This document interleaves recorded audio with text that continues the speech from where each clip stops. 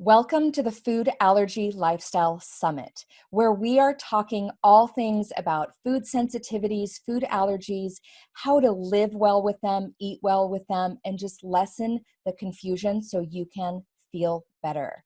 So today my guest is Alene Brennan. I'm so excited to talk to her, and she is a nutrition coach and a natural foods chef. She coaches people around the world to manage chronic migraines and autoimmune disease through diet and lifestyle changes. She also specializes in essential oils and how to incorporate them into a wellness regime. So, thank you for being here, Alene. Thank you so much for having me. I'm so happy to be here. Yeah. So, for most of us who have gotten into the natural foods around the nutrition, and especially you're also a natural food chef, usually we have some sort of a story. We have a health history, we have a journey we've gone on that have brought us here. So share some of that with us and what your health journey's been. Yeah, absolutely. It started quite young, actually. As early as elementary school, I got debilitating migraines. Mm. And as I always say, there's worse things in the world, but they are debilitating. And I got them for years, and I was on some pretty intense medication to help manage them, both daily and rescue medicine. Mm. And it wasn't doing the trick. I was still ending up in the emergency room. At one point, they rushed me to the hospital thinking I had spinal meningitis because I really couldn't move my body. So at one point, I just had to say enough. There's got to be something else that I can do. And it was around that time that my neurologist casually handed me this list of foods that, oh, by the way, may trigger migraines. And I thought, Wow. how is this? Oh, by the way, Hmm. this is something that I would want to know earlier. But then as I looked at the list, it looked like an inventory list of the grocery store. And Mm. I thought, what can I eat? That was my next question to him. I was like, thank you. This is great. I'm definitely going to look into it. But what can I eat? And I got a blank stare. And that's when I realized, okay, this is going to be something that I'm going to have to figure out on my own if this is something that I really want to do. And that's what I did. I really kind of used myself as an own little like experiment, and I cut out those triggers, and I figured out which were the quote unquote safe foods that I could incorporate in. And what was amazing is that over time, the migraines became less intense and less frequent. And of course, the less frequent you get them, the less likely you are to get another one. So it just kept that healing process just really continued on that path. And I was, as awful as the migraines were, I was so grateful for that experience, especially as young as I had it, because it really opened my eyes to how much we can control our health or how much we can influence our health, Mm. especially through food. So as I went throughout life, then, all different stages, anytime a health challenge came up, I would look from a food perspective. I do believe there's a place in this world for medicine. Mhm. I just personally don't feel it should be our first and only line of defense. So if a health issue came up, I would go to the doctor, get a proper diagnosis, which I think is really important, especially if somebody's dealing with migraines. You want to you want to go through all the tests, get a clear diagnosis, but then once you have that, then you're in a position to be able to say, okay, how do I want to deal with this? Mm. And I was grateful, as I said, for that experience, because then in 2016, I was diagnosed with MS. And at that point, I already knew, okay, this is something that I know I can definitely incorporate food to help manage these symptoms. And that's definitely what I've done. And it's been so helpful. Wow, how empowering to have Mm, that knowledge that like how you can affect either negatively or positively with your sure. diet. Yeah. Yeah. How young were you when all of this was happening with the migraines and you were handed that food list? How old were you?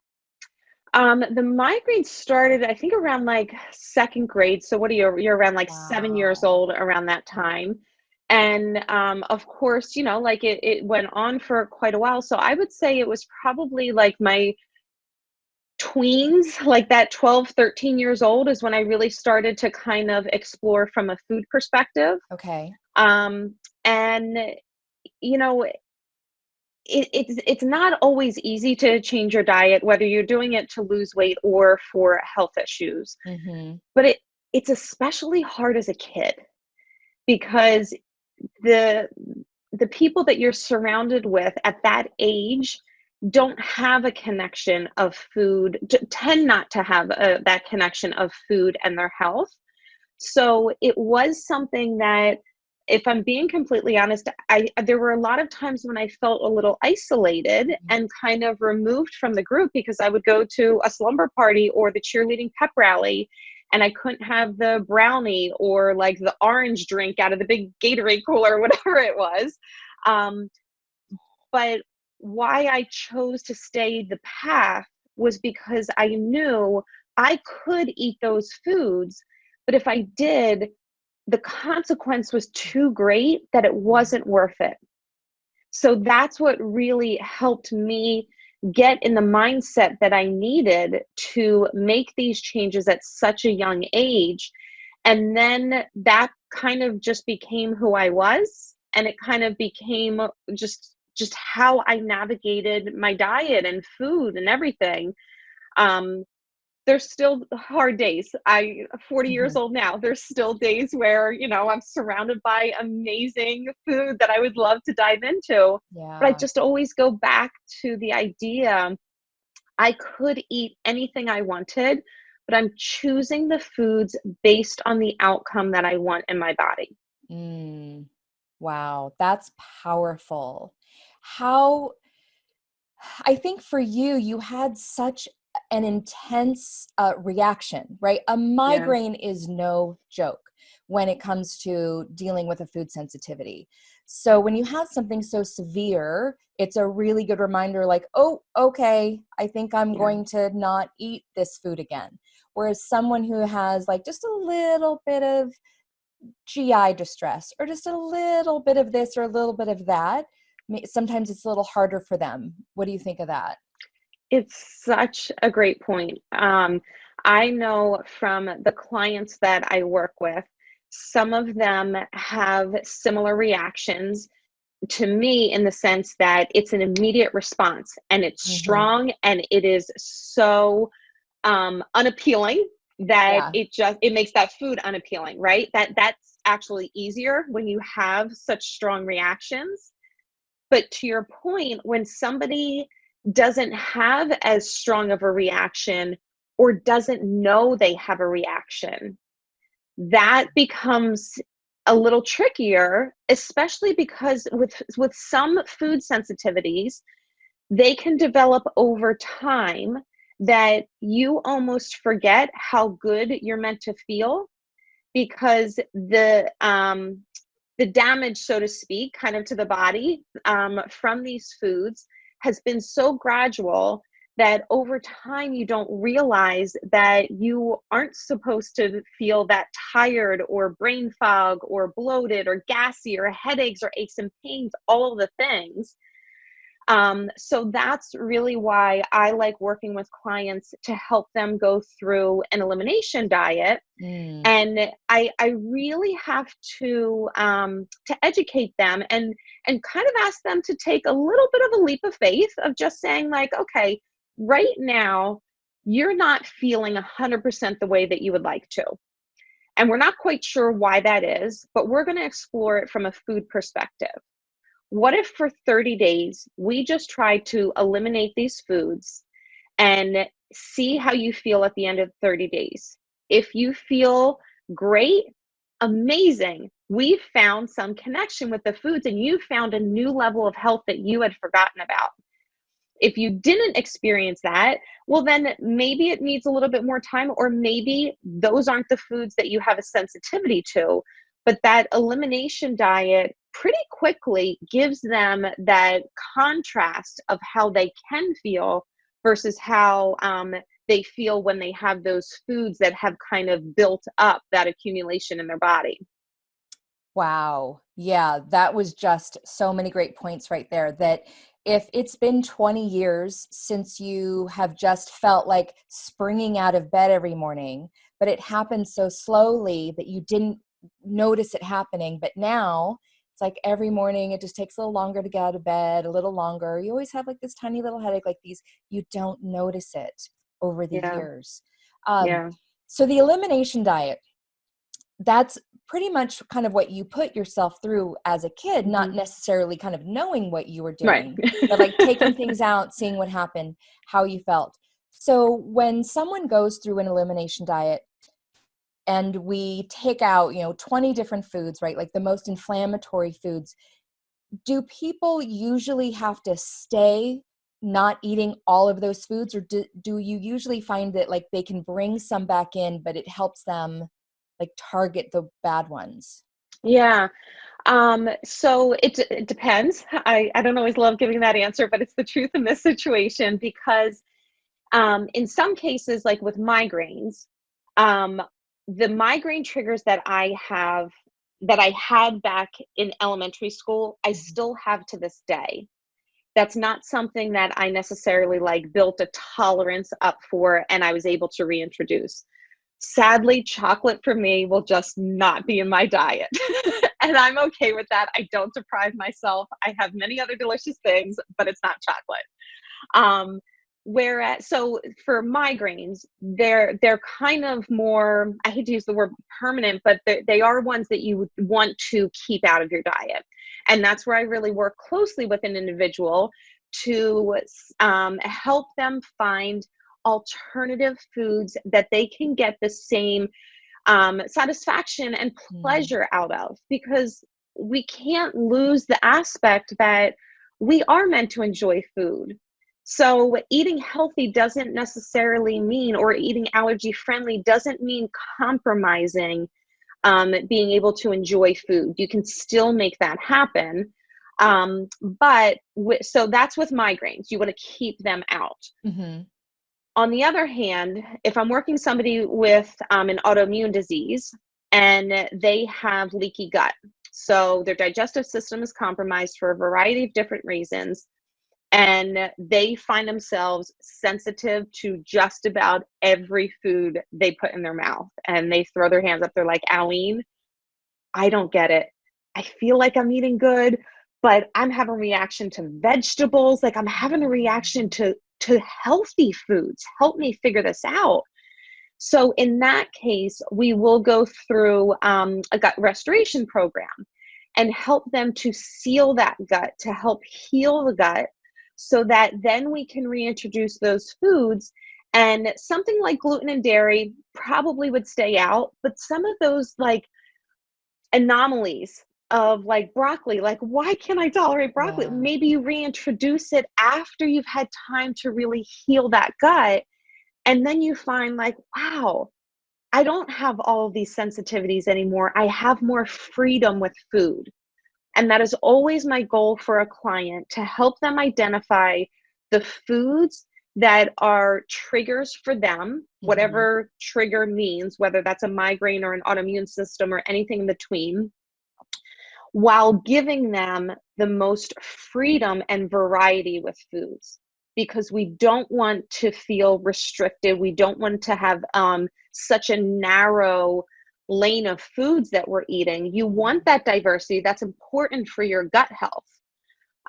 So it was kind of like a two-pronged answer, but I hope that that addressed the question there. Yeah, absolutely. I think people hear of an elimination diet and they get really scared, like, oh, that's too hard. I can't do that. You're going to take away all my favorite foods. But if they really just don't feel well, isn't it Right. worth it to give it a try? And those foods might come back to them. Yep. I think that's like a big point you're saying about, and you just mentioned leaky gut, that the foods that we're having trouble with might not be a true allergy, like where our immune system's involved and like we can never have it again, that it might be something about our gut that just isn't working. Yep. And two things on that. The one, In terms of an elimination diet, there is some flexibility in that, Mm-hmm. in the sense that if I'm working with a client, and the one client in particular, she was a working mom, had a really demanding job, was traveling quite a bit, and her health was just not what it needed to be. So she wanted to go through an elimination diet, and she said, Alene, I'm going to be completely honest with you. I am all in, but I need to go slow, because if I'm overwhelmed, it's only going to add more stress, which I've seen, and I 100% agree. So for somebody like her, we're not eliminating every single possible food within that same month. For her, she said, I can start with gluten, and that's what I'm going to start with. So our elimination diet the first month was just of gluten. And then once we got that out, then we started to build upon that. So if somebody hears an elimination diet and thinks like, I have to cut out all these foods down to the spices, like that's a lot. And in some cases, people want that because they're at a point in their health where they're like, I need a quick turnaround because my health is just too compromised right now. So it's wonderful that we have the ability to have such a powerful resource, right? But if that's too overwhelming or causing stress to somebody, you can scale it so that it feels more manageable. So it's just important to remember that. And then the other thing I wanted to point out is that a lot of times when I take people through an elimination diet, what's interesting to me is at the end, they say, I finally feel the way I want to feel. Do I have to introduce those foods now? Because I like the way that I'm eating. Like, I like the new foods that I have, and I like the way that I feel. So it's interesting that we can have this idea in our mind, and trust me, I get it, because I've had to do a lot with my diet over the years. But we have this idea of like, you're taking away my favorite foods, and there's an emotional connection to food. So it makes sense. But what if this was the door that opened it up to allow us to experience the health that we have been craving, and we get to enjoy the foods that we're eating now? So there's an opportunity where this can be a really good thing too. Yeah. Yeah. Just being open to it, that it might not look exactly how it's looked in the Hmm. past. It might look a little different, but it doesn't have to be bad. Yeah. Yeah, I love that. So you discovered your sensitivities, your triggers when you were younger and in your teens, and you started all of trying different things. You then know now, right, this many years later, like what works for you, what doesn't. So what is it like to navigate those foods? Like you've trained as a chef, so we know that like at home you probably can Yeah. do whatever it is you want to do and make something really great. What is it like to eat out, to travel? Like how do you navigate that and really like adhere to what you know is going to help you feel good? Yeah. Preparation. Preparation is everything. If you have food sensitivities or allergies, we no longer have the ability, as sad as it is, to travel or to show up at a place and assume that they will have foods that are allergy friendly for us. So for me, I mean, I have quite a list of foods, and I'm very sensitive to them. So soy is one in particular, and I cannot eat any bit of oil that is blended with soy. So talk about like being challenged in restaurants. Soy, like vegetable oil or even like blended olive oils with soy, they're cheaper to buy. So it's more Yeah. common that restaurants are going to have them. So for me, if I'm going to a restaurant, whether that is on date night, it's a holiday Christmas party, or it's happy hour, whatever the situation is, I'm always calling in advance. And I do this for two reasons. I do this because I want to make sure that I understand the menu and that I'm speaking with somebody who is educated on allergies. it's important to connect with a chef or a manager at the restaurant. And once I've spoken with them, I certainly clearly communicate it to the server, but I want to make sure that I have communicated that this is an allergy to somebody at the manager or the chef level. So I'm able to go in knowing what I'm having, which makes me feel better, but it also helps to eliminate that conversation in front of other people. And I learned this pretty early on that when I found, this is my experience, what I found when I had the conversation at the dinner table at a restaurant with other people there, it just opened up the conversation for people's opinions to come in. And everybody has good intentions, but I didn't want my food style to become open for discussion. And if it came up in another context, for sure. But I also didn't like that it was a discussion as other people were ordering food. I don't want people to feel that they can't order something because I can't have it, or I don't know. I just didn't like that vibe. So I call ahead anytime I go to a restaurant. I speak with the manager or chef, and I typically will say, I've looked at the menu online. Here's what looks like it might be allergy friendly. I want to confirm that with you. Or I see this, can you make this allergy friendly? And then, of course, once you arrive, you communicate with your server. So that's the restaurant world. Traveling, I've just tried a lot of different like snacks and meals on the go that over time you just kind of get more in your repertoire that have made it easier. And I'll tell you, in terms of a healthy diet, sometimes people feel like it's more expensive. You'll be surprised that through situations like this, you save a lot of money because it's so much easier to go out and just like, oh, I'll grab something at the airport before I hop on the plane. You're spending about $15 between a drink and a meal and a snack and the whole bit. Versus if you're bringing something with you, it's going to be half that cost. You're eating better quality food and you're getting to feel the way that you want to feel while you're traveling. Wow. Yeah. Can you imagine that you feel good throughout a whole trip? I know that I talk to a lot of people that when they're at home, they feel great. They're eating their food. They know what to do. But the minute they go on a trip somewhere is when things start to fall apart. Do you It's ever true. travel with your own food? Like, do you ever bring food with you?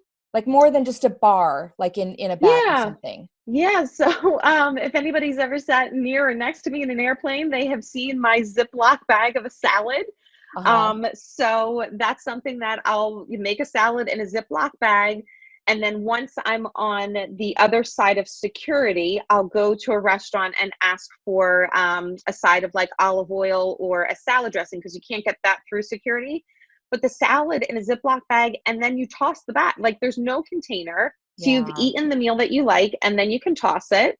For Thanksgiving, I will BYO my own meal, and I treat myself to like there's an allergy friendly bakery that makes amazing bread. And that's not something that I would typically splurge on, but for Thanksgiving, like I find my own little treats Yeah. and I will bring them, I tuck them away. And then as everyone else is getting their plate ready, I'm discreetly putting my plate there. So when I put it out, it looks exactly like everybody else's, but I know that I'm using the foods that I need to support my body's healing process. So everything from a plane to Thanksgiving dinner, and everything in between. I think I can't remember. I think you might have posted recently, but I've done the same thing as well. When you're traveling to a hotel, you go to a local like Target or grocery store, and you stock up. Yeah, so it makes it easier when you're planning ahead because you know, okay, these are the foods I can eat. You start to become savvy over time of where you can get what. And it just becomes really empowering of knowing that you're supporting your body's healing process. Mm. Yeah. Yeah, that's lovely. Yeah, you're right. If I'm traveling, Either if I'm driving, of course, it's easier because I can put some food in a cooler and take it with me. And I usually try and find a hotel with a fridge at least. Sometimes things like, some of the courtyards or residence inns or things like that have a little tiny stove. And Hmm. so I can cook things myself. Even if I'm flying, sometimes the Yeah. first stop I'll make is to a grocery store, get a few things. And again, if I have a stove, great. If not, at least I have a fridge. So yeah, Yeah. that's like, I make sure there's a health food store in the city I'm going to. It's a Yeah, commitment. Yeah. absolutely. It is. It is. But then it also becomes your new norm. Hmm. Like it's just something that you start to build into your routine because you know the importance of it. I mean, the reality is you can, as I've said before, like you can go back and you can eat whatever you want. A lot of times with like allergies in the context of what we're talking about aren't like an anaphylactic shock from a peanut allergy, right? Hmm. Like that's a little different. Um, but we could choose to have something like I could choose to have regular bread that has gluten, it's got dairy, it's got like eggs, it's got all the Yeah. things in it, right? But I know the consequence of it. So it just really empowers me to continue on this path, and I just try to look at it less from I'm so restricted to more of okay, like what am I going to find on this trip? What foods can I bring with me here? And it becomes a little bit more like let's create something. Let's find something that I could enjoy, and you start to see a lot of new products are coming out now because so many people have food allergies. So we always want to stick with whole foods, but I was just traveling back from Austin about a month ago, and I had this little freeze dried meal that came in a pouch. It was like freeze dried veggies, I think freeze dried chicken. Like it almost seemed like a little astronaut pack or something. But I asked for a cup of hot water, like as if I was getting tea on the plane. I poured it in, sealed it up, and you let it sit for like 10 minutes. And I opened it up and it was delicious. Like it was delicious. Yeah. So to me, it felt like what if we're going to be living with food allergies, what an amazing time to be living with them because there's so many more options that are becoming available to us. We just need to prepare in advance. Yeah. Wow. Yeah, absolutely. We are very lucky right now. There's so many great products coming out. Yeah. Uh, you there's definitely something about you that I find very unique, and it's a lot about your attitude when it comes to Mm, all of this. Like, you do have quite a few foods that you're staying away from. It's not just gluten and dairy, it's soy and other things too, but your approach to it is so positive and light. How does that kind of your attitude, and how do you help other people to kind of also have the this isn't all about suffering kind of mindset yeah. about this? Yeah. Um, it's a choice, and it's something that it's a choice I feel that we continually need to make. Because just as you go to the gym and you do your bicep curls and it helps to like develop those muscles, same concept with our mindset. It wasn't something that at the very beginning I could think like, okay, I'm going to take a positive approach to this. And I was positive every day moving forward. I would have those moments where I would feel strong and I'm like, okay, I knew I was going to be coming to this party and there were going to be all these delicious foods around. Um, but I'm going to choose to focus on the relationships of people that are around me. I'm going to choose to have a allergy friendly treat before I go to the party or waiting for me from when I come home. So I feel like I'm still getting something special out of it. Like it's, Mm. so there are those moments where you feel prepared and you want to keep that momentum going, but then recognize that there will always be moments that kind of catch you off guard and you're like, oh, I thought I was past this, but it's really bothering me right now that somebody's having a slice of sheet cake. I tell you, that's the one thing that I see and I'm like, oh, that looks really good. But I mean, in my opinion, I look at it as like, I'm going to be going through this either way. I mean, either I'm not choosing to eat the trigger foods is not an option. So they're out of my diet either way. I'm going to either choose to make this an enjoyable path or a miserable path. And it's not a short path. So to me, it just feels like every single day I need to keep strengthening that muscle of like, I'm choosing these foods because I'm healing my body. Would I have chosen to get migraines or MS or the other, like all of the things? No. And would I love to eat the way that everybody else does? Yes. But the back of my mind, I'm often looking at it and thinking, just because you're eating those foods now doesn't mean that it's not creating inflammation in your body. So they may be just a little stage or two behind you, but they're eventually going to get to your path anyway. So we can never look at other people and say, oh, lucky them, because we have no idea what they're experiencing. We are on our own path. We have the knowledge now to identify our triggers. We have the ability to find some really good foods, and to support that with a positive mindset just makes the journey so much easier, so much it's more fun that way. Wow. Yeah, it can be more fun. But isn't that Yes. funny to talk about that in the same conversation as autoimmune disease and food allergies, right? It can be. It can be fun. And what's interesting is that in the process, you meet some really incredible people.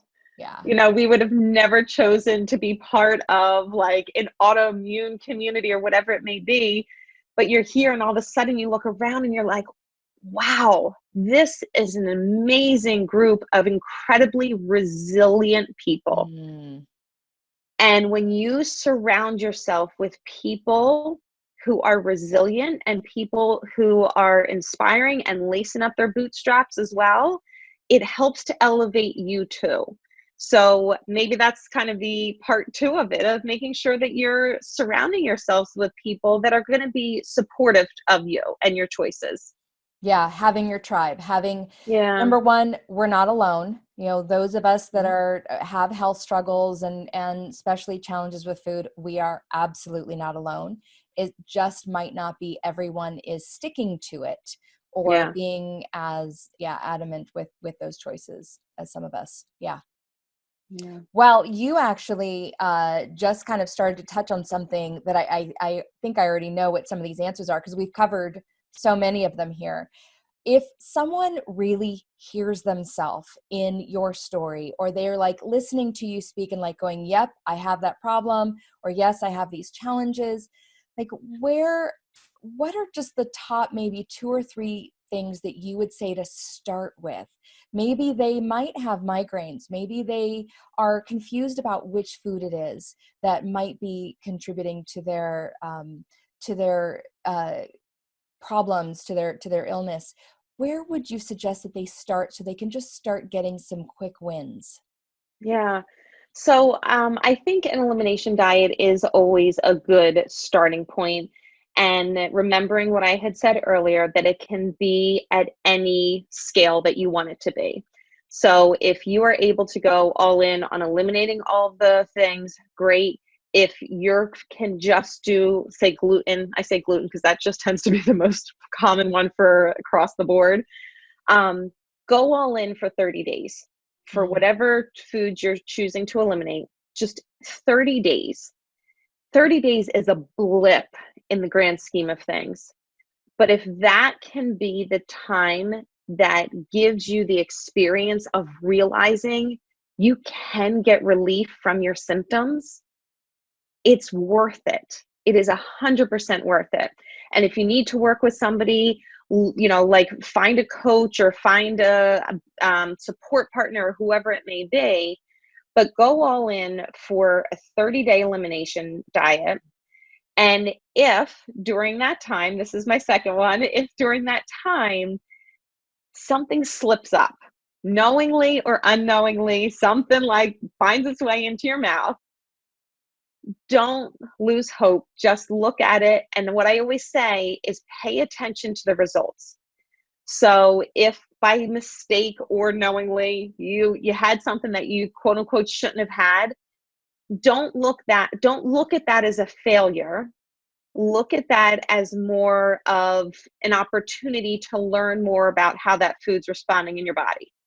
So I had a client who was cutting out a lot of food. She went to the bar and she was like, I did so good. I didn't have the beer, but I had fries and I felt awful afterwards. And I was like, okay, great. So we got information. We got information about how fries feel in your body.